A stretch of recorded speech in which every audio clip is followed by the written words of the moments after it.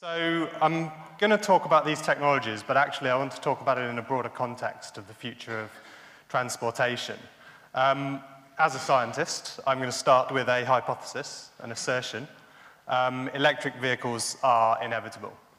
As was mentioned in my introduction, the research that I do spans a lot of technologies to do with transport. So I actually do research on biofuel-powered combustion engines, hydrogen fuel cells, battery electric technology, hybrids. And so I don't have a specific need to plug one of those technologies above the others. Even if I did, as a scientist, actually it would be incumbent upon me not to, which might sound strange because as scientists we're always seeking funding, so we're always trying to explain the relevance of our research and try and pitch it and sell it, if you will, to our funding organizations. But today I'm going to try and be objective and look at what the differences of these technologies are and actually demonstrate to you how you might predict a winner and actually in some cases why you can't, or even perhaps why you shouldn't. So to follow that up with, this is me in Japan earlier in the year in front of a fuel cell vehicle. So what about hydrogen fuel cells if we say that the future is electric? In fact, I don't have a slide, but what about biofuels as well? Just to add to my credibility as a speaker, so I run a teaching project in the university just down the road where we get our undergraduate students to design and build zero-emission or low-emission racing cars.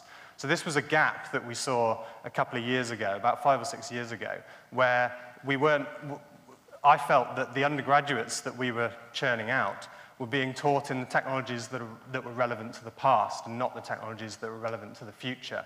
So we set out to address that issue, and we now have over 100 students, mostly mechanical engineers, but also electrical, chemical, aeronautical, working on technologies that I believe will be necessary for the future.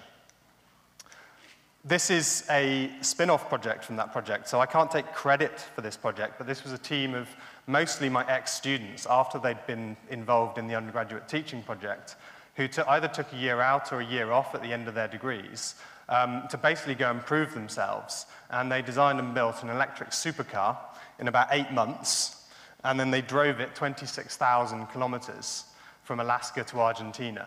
So that's pretty special. Now these guys are the guys who in the future might be the next Bill Gates or something, but instead of IT technology, it might be transport technology. I mean, and some of them are pretty cool guys. I mean, they are gonna be special. You can't actually really see their faces here. But one of the key points I wanted to make this on a technology basis is that supporting my initial hypothesis, my initial assertion that electric vehicles are inevitable, this actually proved a point that infrastructure is far less of a problem for electric vehicles than you might think. These guys managed to charge that vehicle all the way down this route. Okay, it was the Pan American Highway, so obviously the infrastructure was somewhat better than a rural B road, but still they were going through some countries where an electric vehicle, as in a passenger electric vehicle, had probably never been seen before. And yet they managed to find ways of charging this along the whole way. So that proves one of the points supporting that assertion. I was very interested to hear from the previous speaker about some of the drivers of what's going to change in the future and some of the opportunities and the misery. I would say that electrification of vehicles in some way is inevitable because the consequences if we don't do it are catastrophic. We need to improve the efficiency of our vehicles because we are not going to be able to match demand with supply unless we do. This argument, the argument over electrification and the changing of transport, you get different perspectives depending on who you speak to.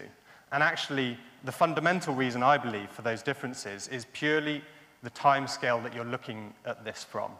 If you look over the next decade and you say, what will change with transport technology over the next decade? I'd say probably not very much. The cars that you drive won't change very much. The technology that they rely on won't change very much. But you look at the investment that the industry is making and the effect that will have in 2 decades or 3 decades, and then the change starts to add up. So when I say to you the future is electric, I'm considering this from a viewpoint of 2050, not 2020. And actually, if you talk to the industry observers, they're often looking at investment strategies, and therefore for them, 5 or 10 years is too long. They need to see a return on their investment. So they're not necessarily interested in the new technologies yet, unless they have a very long time horizon. But the change is inevitable because the consequences are just more than undesirable, catastrophic. So the other argument, which is emissions, we've all heard this. It's not just about greenhouse gas emissions, it's also about local emissions. I was meeting with some automotive company executives recently, and they were saying that the new technologies are interesting for them, but they need to see a business case. They've got to be able to sell products, and their product development window is about 3 to 5 years. Any technology that cannot be made into a profitable vehicle within that timescale is on their watch list. It's not in development. And they were saying that's where hydrogen fuel cells were. They were interested in the battery technology because they could see how they could make money out of that in the near term, mostly as in a hybrid or a plug-in hybrid, which I'll get to in a second. But hydrogen fuel cells were on their watch list until I mentioned, well, what about zero emission zones in cities? And they were like, oh, yeah, that's a problem. We see that one as being the reason why we might have to invest in hydrogen fuel cells. Because when you actually need a vehicle which will give you zero emissions, then a battery electric vehicle in a city is fine. But what about the guys who live in the suburbs and want to commute in, are concerned about range? They might want a plug-in hybrid with a range extender. But if that range extender is a combustion engine and they run out of charge in a city, they might be forbidden from turning their range extender on. So the range extender might have to be a fuel cell in the future if enough cities around the world adopt these zero emission zones. Disruptive technology. I wanted to talk about this as an example. Better Place, some of you might have heard this. This is kind of this visionary guy who's gone around the world and persuaded a lot of governments to support his vision of the future, and also a lot of people to give him an awful lot of money. This is what I'd say is a top-down approach. I'd say there's actually some issues with this. I would say that this is actually a business model, which is quite interesting. It's kind of a pay-as-you-go business model, which solves the problem of a particular technology, which is the batteries are very expensive as an upfront capital cost. People don't want to spend too much money up front because they only consider the savings, the running cost savings, over a year or two, not over the lifetime of the vehicle. So that's a really big problem for those of us who are trying to sell the new technology. So this overcomes it, a bit like your mobile phone. You might not want to spend £400 on an iPhone, but you're prepared to pay 20 quid extra a month over 18 months. So this uses that business model. But actually, it's developing a disruptive business model to overcome the disadvantages of one particular technology. And this whole business is based upon the assumption that one type of disruptive technology, one of the many options for transport, will be the winner. And that is battery swapping. And actually, battery swapping is not necessarily the best way. It actually would cost a phenomenal amount. So there's a quote from a report from the Royal Academy of Engineering. The amount of money that you'd have to invest in order for everybody to have a vehicle that relies on battery swapping would be prohibitively large. So the Royal Academy of Engineering doesn't believe this would be an option, or at least questions whether this would be a viable option, I should say. I shouldn't put words in their mouths. The law of diminishing returns is the reason why this is a problem. Some of the research I do has shown that actually you can get 80% of the benefits of an electric vehicle without having to go fully electric in the form of a plug-in hybrid. And then you don't have the problems with range anxiety.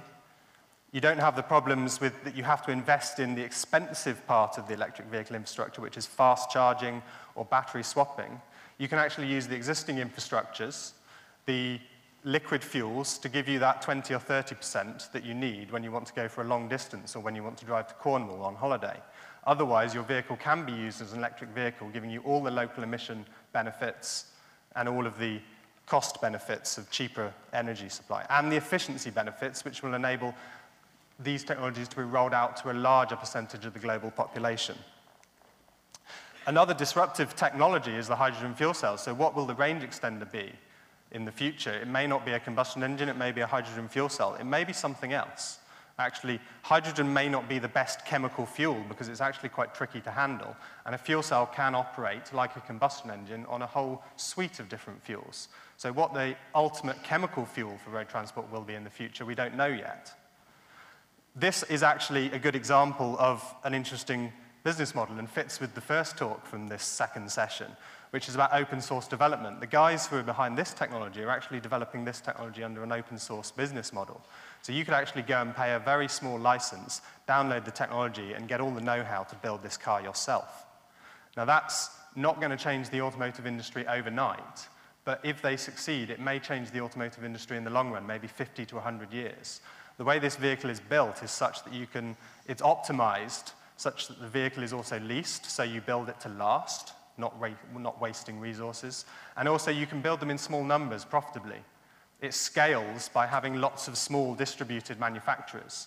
So actually, the other comment from the previous one, I think this will be adopted by developing countries first, where they don't have the vested interests. They haven't invested huge amounts of capital in the current way of doing things, and therefore they've got nothing to lose by trying something different and something new.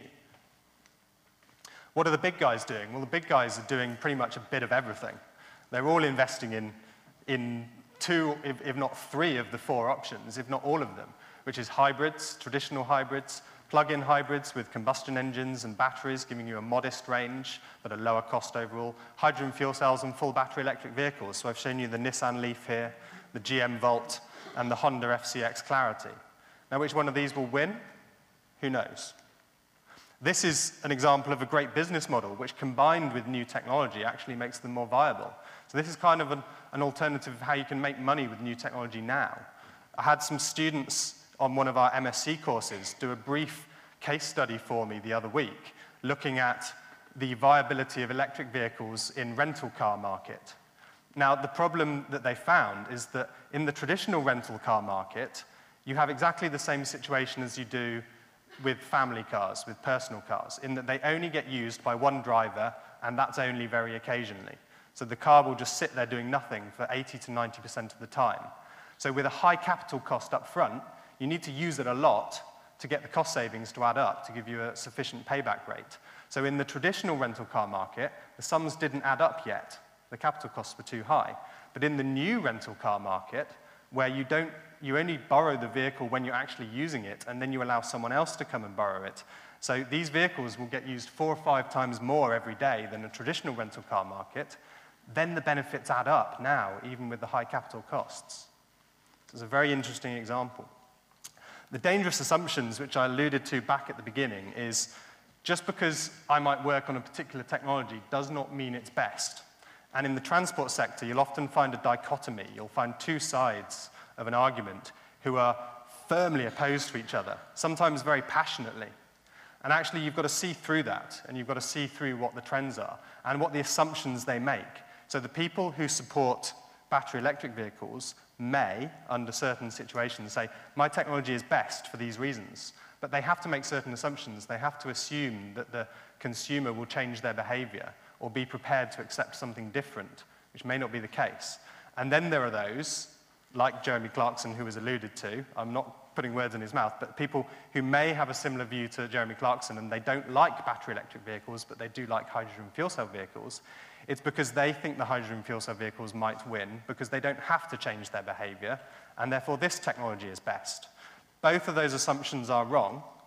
Probably, people will change, because we always do when disruptive technology comes along, and probably it'll be in a way that nobody anticipates.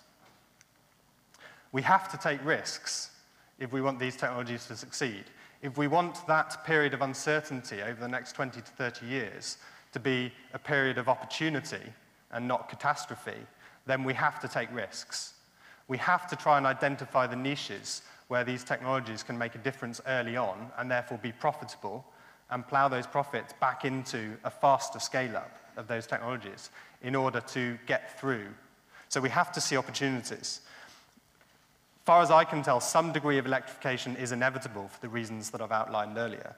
But we need to avoid wasting money. We need to establish technologies and niches where they're highly likely to succeed. So that requires some innovative thinking, and not just the scientists. It requires the business guys, the creative minds, who can think both in terms of social and technology.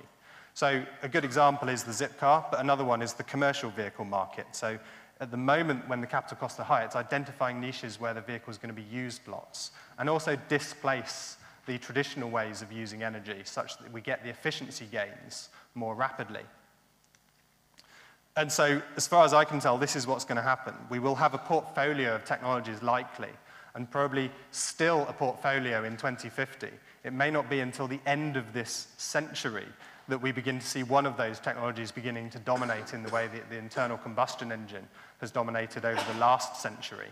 So we can't predict a winner if you try and look at the mass market. You've got to look at niche markets. And you've got to look at where you can make the biggest difference now and where you can actually make money with these technologies. But if I had to stick my neck out and say which technology will be the winner, at least in the short term, over the next 10 or 20 years, I'd say it's the plug-in hybrid.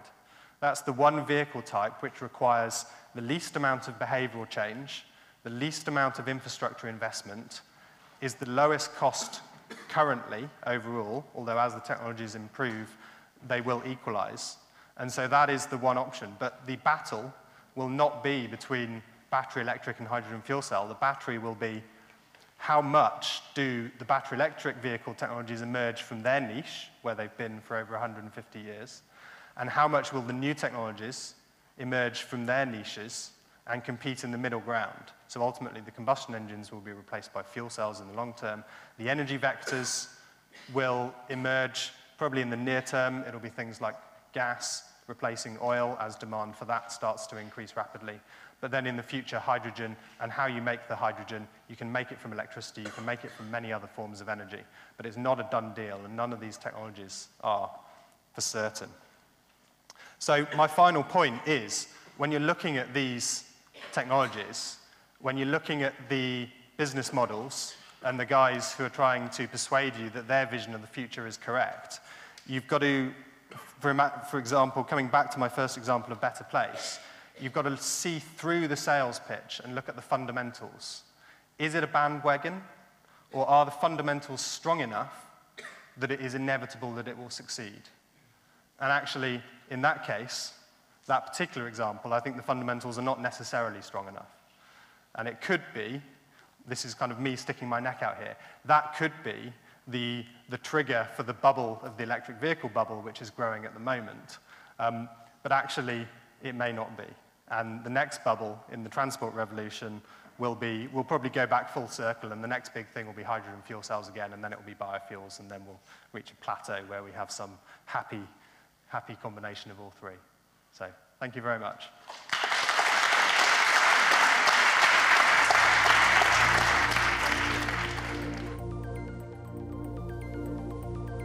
For more big thinking about the future, go to iq2if.com.